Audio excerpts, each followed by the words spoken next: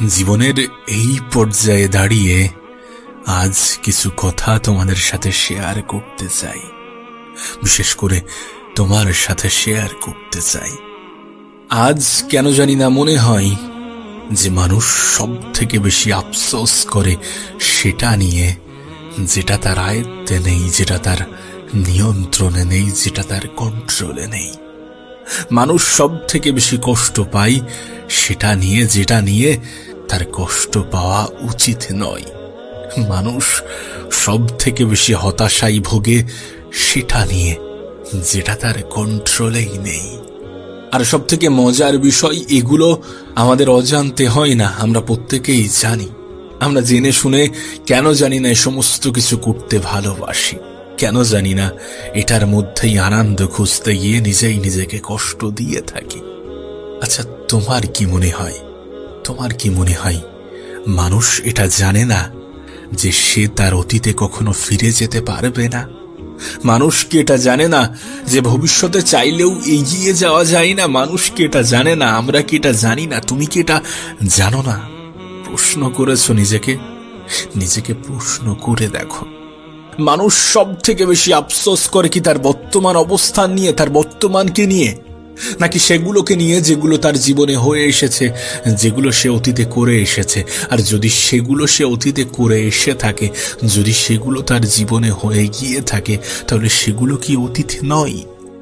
আর যদি সেটা সত্যি অতীত হয়, তাহলে কিভাবে সেটা আমাদের আফসোসের কারণ হয়? হ্যাঁ, ঠিক আছে, কখনো কখনো হলো, কিছুক্ষণ পরে নিজেই নিজেকে বুঝিয়ে নিলাম সে বিষয়টা সম্পূর্ণরূপে আলাদা, সম্পূর্ণরূপে ভিন্ন। তোমার কি মনে হয় না দুশ্চিন্তা, হতাশা, মন খারাপ এগুলো আমাদের পার্মানেন্ট সঙ্গী হয়ে দাঁড়িয়েছে? তোমার পার্মানেন্ট সঙ্গী হয়ে দাঁড়িয়েছে।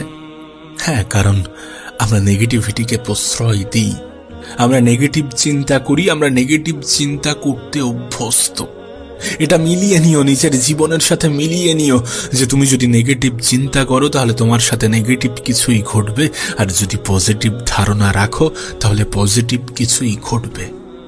ভবিষ্যৎ নিয়ে অতিরিক্ত চিন্তা হয় কারণ আমরা ভবিষ্যৎ নিয়ে নেগেটিভ ভাবি। ভবিষ্যৎ নিয়ে অতিরিক্ত টেনশন হয় কারণ ভবিষ্যৎ নিয়ে আমাদের নেগেটিভ চিন্তা আসে। আর জীবনের প্রথম নীতিটাই হওয়া প্রয়োজন, নিজের বিষয়ে কখনো নেগেটিভ ধারণা রাখা যাবে না। না, নিজের বিষয়ে নেগেটিভ ধারণা রাখা যাবে না, নিজের বিষয়ে নেগেটিভ হওয়া যাবে না। যত বেশি পজিটিভিটিকে নিজের জীবনের অংশ বানানো যায়, যত বেশি পজিটিভ চিন্তা করা যায়, নিজে যেটা পারবো না সেটা নিয়ে না ভেবে যেটা পারবো সেটা নিয়ে ভাবা উচিত। যেটার উপরে আমাদের দুর্বলতা কাজ করে সেটা নিয়ে ভাবার চেয়ে যেটার উপরে আমরা স্ট্রং সেটা নিয়েও ভাবা উচিত।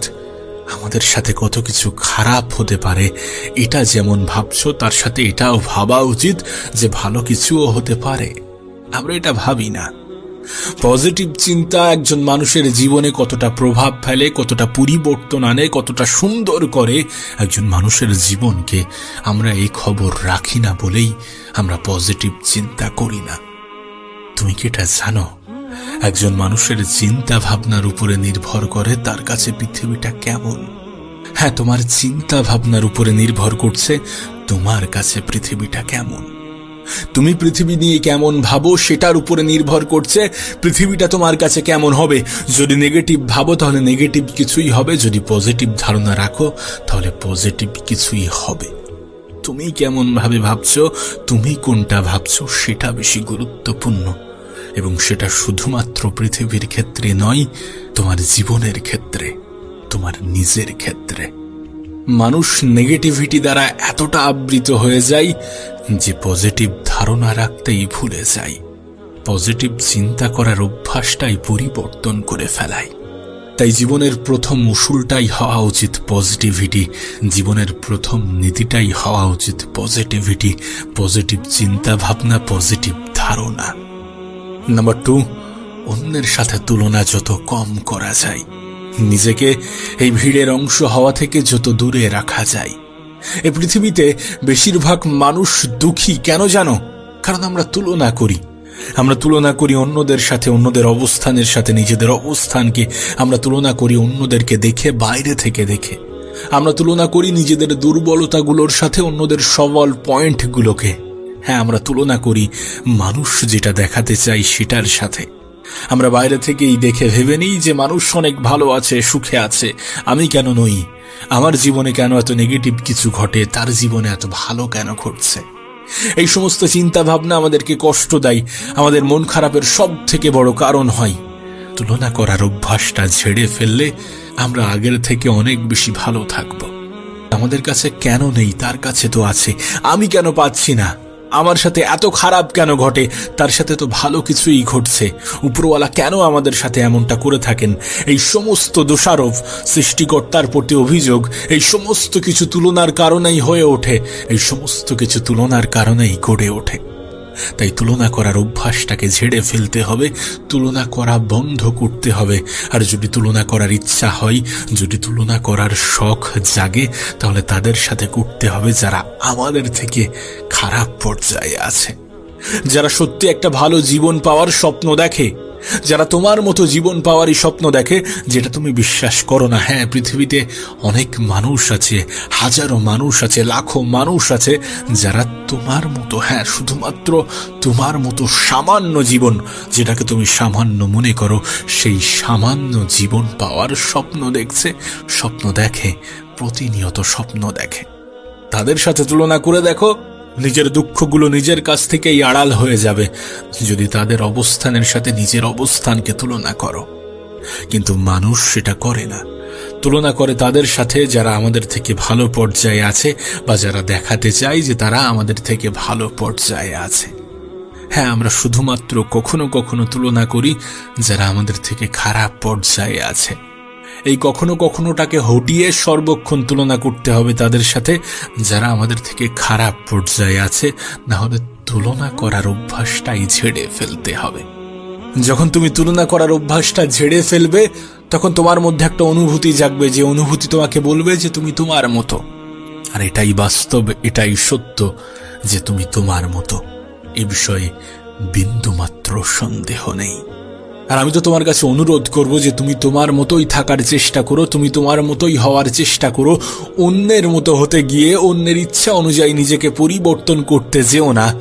কারণ যখন তুমি অন্যের কথা অনুযায়ী, অন্যের ইচ্ছা অনুযায়ী নিজেকে পরিবর্তন করবে, তখন সেই মানুষটা চলে গেলে তুমি নিজেকে খুঁজে পাবে না। পরিবর্তন করো, কিন্তু সেটাও নিজের জন্যে, নিজের পরিবারের জন্যে, নিজের কিছু স্বপ্ন পূরণের উদ্দেশ্যে, নিজের কিছু লক্ষ্য পূরণের উদ্দেশ্যে পরিবর্তন হতে হয়, পরিবর্তন হতে হবে। কিন্তু অন্যের জন্য নিজেকে পরিবর্তন করতে যেও না। নাম্বার 3, কিছু জিনিসকে মেনে নেওয়া এবং কিছু জিনিসকে মানিয়ে নেওয়া। হ্যাঁ, কারণ এ পৃথিবীর সমস্ত কিছু আমাদের পরিকল্পনা অনুযায়ী হবে না, এ পৃথিবীর সমস্ত কিছু আমাদের ইচ্ছা অনুযায়ী হবে না। তুমি চাইলেই সবকিছু নিজের মতো করে ঢেলে সাজাতে পারবে না। জানি এটা মানতে অসুবিধা হয়, কিন্তু এটা সত্য। তাই যখন তোমার ইচ্ছা অনুযায়ী কিছু হচ্ছে না, তখন সেটাকে মেনে নিতে হবে। যখন পরিস্থিতি কঠিন হয়ে যাবে, তখন সেই পরিস্থিতিতে নিজেকে মানিয়ে নিতে হবে। কিছু জিনিস যখন মেনে নিতে শুরু করবে, কিছু জিনিসকে যখন মানিয়ে নিতে শুরু করবে, তখন জীবনটা সহজ হতে শুরু করবে। যেটা নিজের আয়ত্তে নেই, সেটা নিয়ে তুলনা করা, সেটা নিয়ে টেনশন করার মাত্রাটা কমে যাবে। অ্যাকসেপ্ট করো, যদি খারাপ কিছু, যদি নেগেটিভ কিছু হয়ে থাকে, তাহলে সেটাকেও অ্যাকসেপ্ট করো। আর যদি ভালো কিছু হয়ে থাকে, তাহলে সেটার জন্যেও আনন্দ প্রকাশ করো। সেটাকেও অ্যাকসেপ্ট করো, সেটাকেও গ্রহণ করো, সেটাকেও মেনে নাও। বিশ্বাস করো, তোমার জীবনটা সহজ হয়ে যাবে যদি কিছু জিনিস, যদি কিছু পরিস্থিতিকে মেনে নিতে পারো, আর যদি কিছু পরিস্থিতিতে মানিয়ে নিতে পারো। গ্যারান্টি তোমার জীবনটা সহজ হয়ে যাবে। চেষ্টা তো করা যেতেই পারে। আমি আগেও তোমাকে বলেছি, মানুষের হাতে শুধুমাত্র চেষ্টাটাই আছে। আমাদের হাতে চেষ্টা আছে, আর আমরা চেষ্টা করতে পারি। আমরা যদি চেষ্টা করি, তাহলে আমাদের জীবনে পরিবর্তন আসবে, পরিবর্তন হবে। এটা এটা এটা এটা বাস্তব, এটা সত্য। এটা হয়তোবা অ্যাকসেপ্ট করতে, হয়তোবা মানতে অসুবিধা হতে পারে, কিন্তু এটা সত্য। তাই এটাকে গ্রহণ করো। নাম্বার 4, অহংকারী না হওয়া। আমি একটা কথা প্রায়ই বলি যে পৃথিবীতে উপরওয়ালা আমাদেরকে দুইভাবে পরীক্ষা নেন, কখনো কিছু দিয়ে, আবার কখনো কিছু থেকে বঞ্চিত করে। আর যখন মানুষ কোনো কিছু সহজে পেয়ে যায় তখন অহংকার নামের জিনিসটা তার মাথায় চেপে বসে তাকে গ্রাস করে ফেলে। যখন কোনো কিছু সহজে পেয়ে যায় তখন অহংকার নামের শব্দটা তাকে নিজের আয়ত্তে নেওয়ার চেষ্টা করে, তাকে নিজের মতো করে কন্ট্রোল করার চেষ্টা করে। কিন্তু বাস্তবতা এটাই যে আমরা যতটাই উপরে উঠি না কেন, যতই আকাশে উড়ি না কেন, মাটিতে পা থাকাটা গুরুত্বপূর্ণ। জীবনে যদি কিছু অর্জন করে থাকো তাহলে সেটা তোমার কাছে সত্যি আনন্দের, কিন্তু সেটা নিয়ে অহংকার করো না। হতে পারে যেটা পেয়েছো তার থেকে আরো ভালো কিছু পাওয়ার, তার থেকে আরো বড় কিছু পাওয়ার ক্ষমতা তোমার মধ্যে আছে। অহংকার করো না, দেখবে উপরওয়ালা তোমাকে তোমার চাহিদার থেকে বেশি কিছু দেবেন, যেটা পাওয়ার পরে তোমার আফসোস তোমার কাছে নগণ্য মনে হবে। জীবনে যত কিছু অর্জন করেছো সেটার জন্য শুকরিয়া আদায় করো, আর যদি সত্যি কোনো ঘাটতি থেকে থাকে তাহলে সেটার জন্য উপরওয়ালার কাছে চাও, নিজের তরফ থেকে সম্পূর্ণ চেষ্টাটা করে দেখো। তুমি হয়তোবা শুনেছো যে অহংকার মানুষের পতনের মূল কারণ। বিশ্বাস করো, এটা সত্য, এটা বাস্তব। তাই কখনো অহংকারী হয়ে যেও না। যেটা পেয়েছো সেটার জন্য শুকরিয়া আদায় করো, আর যেটা পেতে চাও সেটার জন্য চেষ্টা চালাও। নাম্বার 5, ভালো থাকাটাকে নিজের অভ্যাস বানিয়ে নাও। হ্যাঁ, ভালো থাকাটাকে নিজের অভ্যাস বানিয়ে নাও। ভাবছো কিভাবে? সমস্ত অভিযোগ করা ছেড়ে দিয়ে, যেটা নেই সেটা নিয়ে অভিযোগ করতে যেও না। আমি তোমাকে একটা জিনিস বলেছি যে মানুষ সেটা নিয়ে গুরুত্ব দেয়, সেটাকে গুরুত্ব দেয় যেটা তার আয়ত্তে নেই, যেটা তার নিয়ন্ত্রণে নেই। আমি সেই জিনিসটাকে সব থেকে বেশি গুরুত্ব দিয়ে থাকি যেগুলো আমাদের নিয়ন্ত্রণে, যেগুলো আমাদের আয়ত্তে নেই। তুমি তখনই তোমার ভালো থাকাটাকে নিজের অভ্যাস বানাতে পারবে যখন তুমি তোমার কাছে থাকা জিনিসগুলোর গুরুত্বটা বুঝবে, যখন তুমি তোমার কাছে থাকার জিনিসগুলোর মর্যাদা দিতে শুরু করবে, যখন তুমি সেটা নিয়ে খুশি থাকবে, যখন তুমি সন্তুষ্ট থাকবে, যখন তুমি আফসোস, অভিযোগ এগুলো থেকে দূরে থাকবে।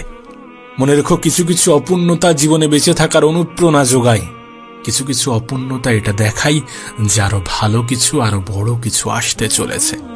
হয়তো এটা তোমার কাছে গ্রহণযোগ্য মনে হয় না, কিন্তু এটা বাস্তব যে হতে পারে তোমার জীবনে আরো ভালো কিছু আসবে, আরো বড় কিছু হবে। সেটার জন্য নিজেকে প্রস্তুত রাখো, প্রস্তুত থাকো। জীবন নিয়ে অভিযোগ কমিয়ে ফেলো।